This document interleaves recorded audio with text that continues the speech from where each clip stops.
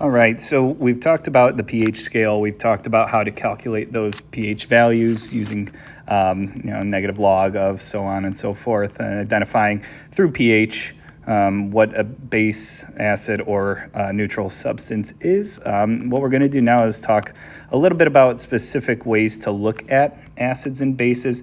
In terms of these ideas that exist, there are some schools of thought where we have this, what we call Arrhenius acids and bases, and Bronsted-Lowry acids and bases. And it's really just ways to kind of identify what acids and bases are, how they act, so on and so forth, what they produce, so on and so forth. So when dissolved in water, acids usually produce what we call a hydronium ion,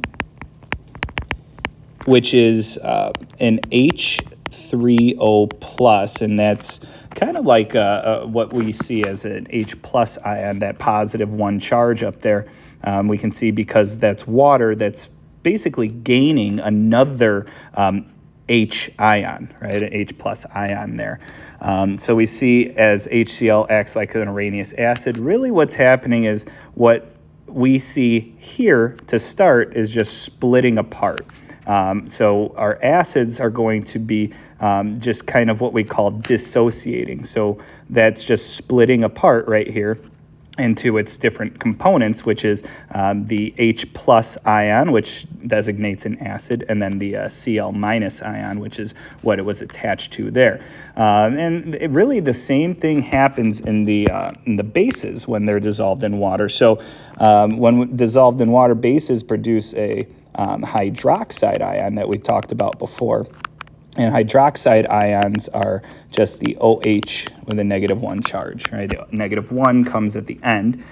So as an Arrhenius base, we see the two things that are the ions that form in solution or in water out of solution.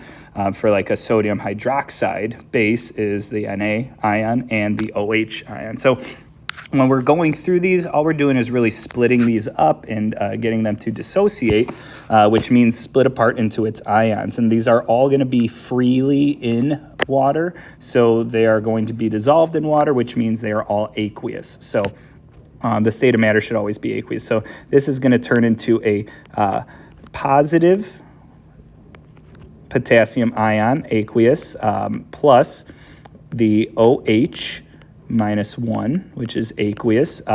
There's only one of each based on the formula given there. So we can see that that's an Arrhenius base right there because of that OH here. Now, if we want, we can say OH, those are our bases. And then whenever we have our H in front, that's going to be our Arrhenius acids, or an acid in general, where we're going to develop those hydrogen ions, right? Hydrogen ions and whatever it's attached to are just going to split up. So really all we're doing is taking the hydrogen and isolating it, the hydroxide and isolating it if it's a Arrhenius base, and just splitting it up. So here we have a +2. Now, because that barium is a +2 ion, that's why you see there's two hydroxide ions here. So what I'm going to do is, to make sure this is balanced, I know that barium hydroxide, this base, will actually create two hydroxide ions. So if I'm looking at like the number of OH -1s that I've developed here, there is only one, right? Here's the number of H plus ions. And to simplify, I'm just not going to include that charge. If I don't write a 1, that's understood. H plus, there's only one. The number of H pluses from this is 1. And then, of course, the number of OH ions here is actually 2 because of the 2 that were required to balance out the +2 charge of the barium.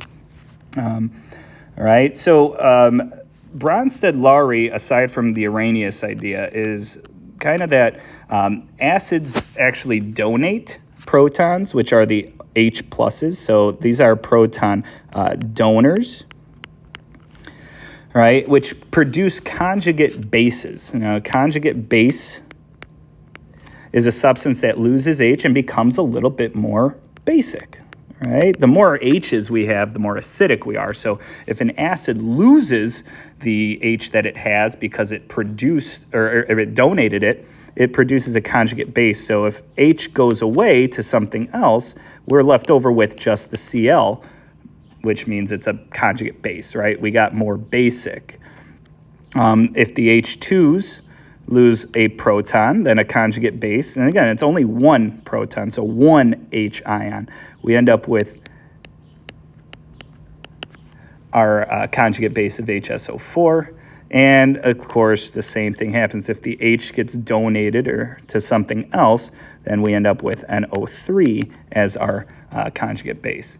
And the same thing is true for bases on the opposite side. If acids that have the H plus ions are donors, then the bases that don't have the H plus ions to begin with are the acceptors.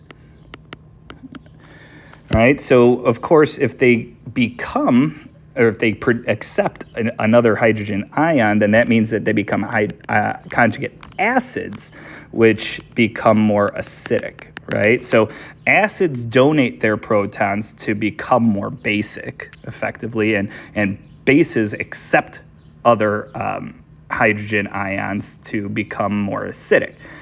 So if I add a hydrogen to OH, then that becomes HOH, or more commonly referred to as H2O. Right? If I already have water and it's neutral, then I end up with an additional hydrogen if I'm adding a hydrogen to make those hydronium ions, which becomes more acidic. And then, of course, H and I would be my conjugate acid here. So as I'm going through, we can kind of just develop these conjugate acids and bases based on what's happening to the base. So the acid, remember, is going to donate a proton to whatever the base is, right? The acid donates the proton, the base takes it. The acid becomes more basic, so we call the acid that has a conjugate base, acid conjugate base, acid conjugate base, where we also then have the base becoming a conjugate acid based on accepting that hydrogen. So the conjugate acid is going to be NH4 with a +1 charge overall because it became more positive by 1 by adding that H plus ion, right? So these are just H pluses getting donated and accepted one way or the other. All right, which means that the conjugate base is going to be F minus 1 because the H was donated from the acid, right?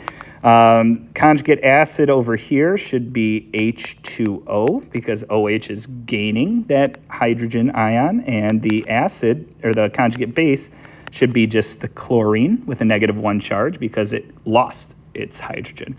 Again, this acid donates its to get a conjugate base of the CO3 -2.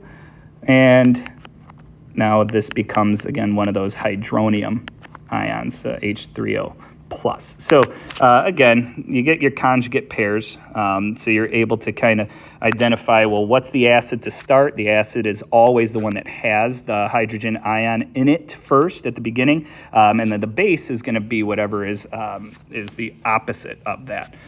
So again, water, since it's neutral, can act as a base or an acid, which is why it's such a nifty substance.